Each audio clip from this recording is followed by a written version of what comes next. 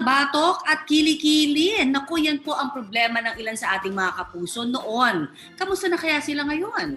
Pero ito meron naman tayong ilang mga kapuso na talaga namang confident sa kanilang kilikili reveal. Kilalanin po natin silang mga body positive. Kilikili reveal kahit pa makulimlim? No problem! Dahil marami na ngayon ang kumakagat sa kilikili reveal anumang kulay nito.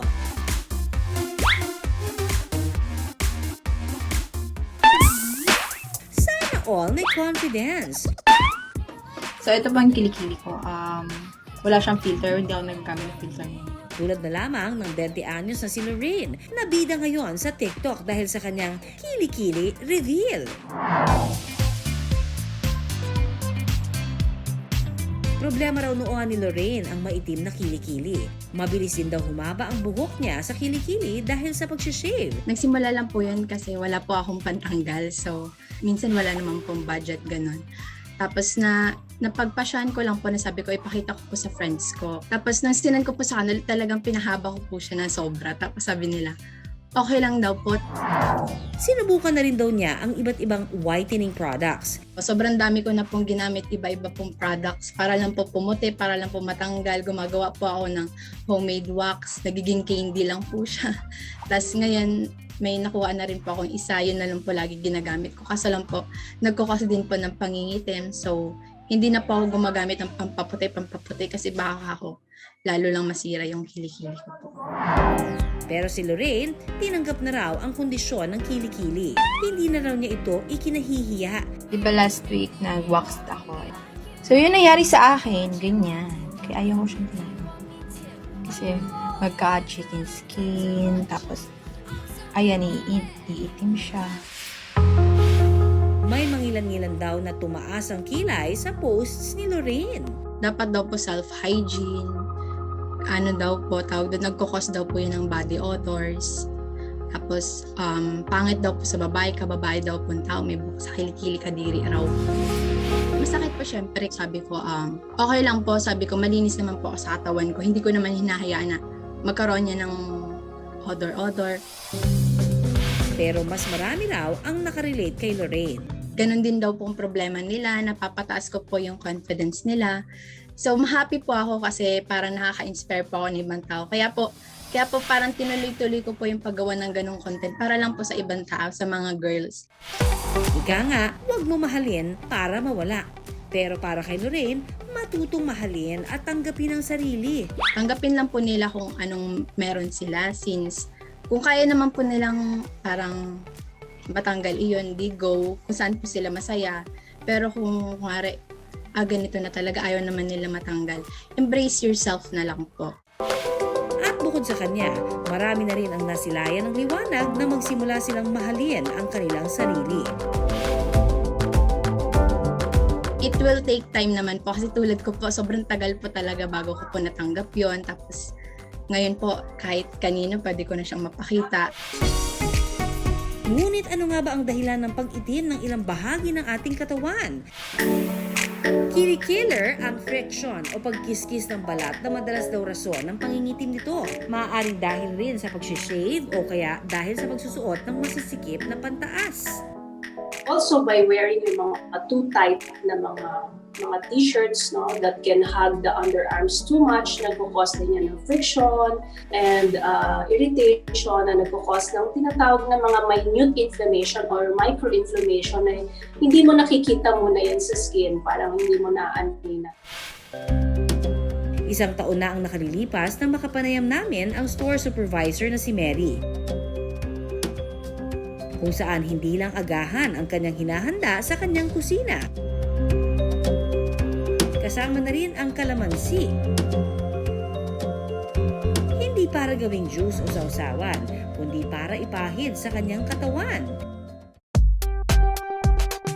Si Mary kasi hindi na maatim ang hindi pantay-pantay na kulay ng kanyang balat mula sa kilikili, sa siko, at sa mga tuhod.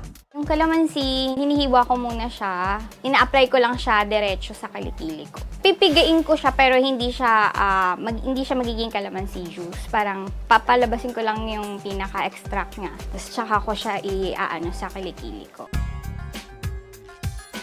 Gumagamit din si Mary ng Kojic soap at ang milk salt bilang scrub. Na-advise sa akin ng friend ko na gumamit ng Kojic soap tapos lalagyan ng calamansi. So sobrang desperate ko, nagawa ko na which is parang lalo siyang lumala. Sinolusyonan lang daw niya ito noong una sa pamamagitan ng paggamit ng iba't ibang lotion at deodorants. Ang inaakalang solusyon, dagdag konsumisyon ang naging hatid kay Mary. Marami na po akong ginamit na deodorant. Sinusubukan kung ano yung mas effective dun sa akin. Like for example, yung mga skin whitening na pwede daw sa kilikili. Kikinis daw within 7 days. Nasubukan ko na rin po yun. Isa sa mga dahilan ng pag-itim ang madalas na pag-shave ng kilikili.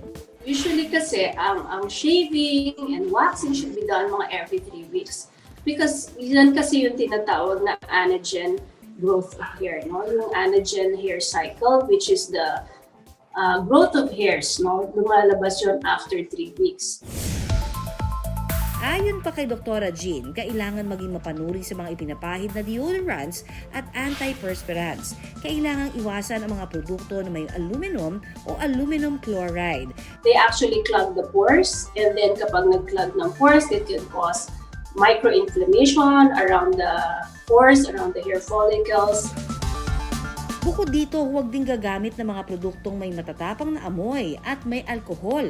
Another thing are the fragrances, no? Yung fragrance na nakikita sa mga deodorants, no? They can be irritating to some patients, especially those who have sensitive skin, who have history of asthma, who have dry skin. With the alcohol, you are actually removing the natural oils from the underarm, no? Especially the underarm na manipis ang balat, no? So lalo siyang nakaka-cause ng irritation and dryness. Sa ating mga tuhod at siko naman, number 1 sa sanhiraw ng pangingitim ang trauma mula sa madidiin na paghihilod sa mga ito. Yung siko at tuhod, we would recommend talaga not to scrub the area. When you rub your skin, you're actually removing the oil and you're causing the skin to get really dry and thick. No? So ang nangyayari, lalo siyang nagiging mukhang maitim at talagang nangingitim, no? Mga kapuso, may ilang mga practical na tips naman tayo maaaring gawin kung gusto nating ma-achieve ang pantay na kulay ng ating balat. Para sa kilikili, there's a way of proper shaving. You have to moisturize the skin first. So you can either put your soap first, your mild soap, no? And then lather it on your underarm, and then also put a foaming gel or a shaving gel or a shaving foam, no? And then you shave it lightly downwards, no? Wag pataas, no? In some patients, we recommend, no, na they put a moisturizer on the underarm, no? So in the form of lotions, no, or mga gel type moisturizers. But at night, no? Kasi para the moisture will set in the following morning, mas healthy yung skin mo. para naman sa ating mga siko at tuhod, makabubuti na lagi itong moisturized, kaya lagi itong pahiran ng mild lotion at huwag na rin madiin ang paghilod sa mga ito. Now, we can also give mga whitening creams, no? Whitening creams na walang ingredient na nakakatuklap, no? These are the whitening creams that can contain yung mga tinatawag na niacinamide, licorice, arbutin, no? They are also good and they're mild lang and they will not harm your skin. Nang aming balikan si Mary makalipas ang isang taon, Gagamit po ako ng moisturizer at nagbigay po kasi si Doc ng example na yung mga aloe vera gel, pwede po yun, may mga moisturizer na milk bath, ganun po. And wag na pong gumamit ng matapang na sabon together with calamansi. no more calamansi, milk salt scrub at kung ano-ano pang pampaputi dahil more than skin whitening, skincare is in. Taas ang kamay sa mga pinipiling maging healthy. Anumang makulimlim na nakaraan ating masosolusyonan kung tama ang pamamaraan at kung ito'y pagsusumikapan. Tandaan, hindi lang pagmamahal sa sarili ang kailangan, mas lalong higit ang pangangalaga sa kalusugan.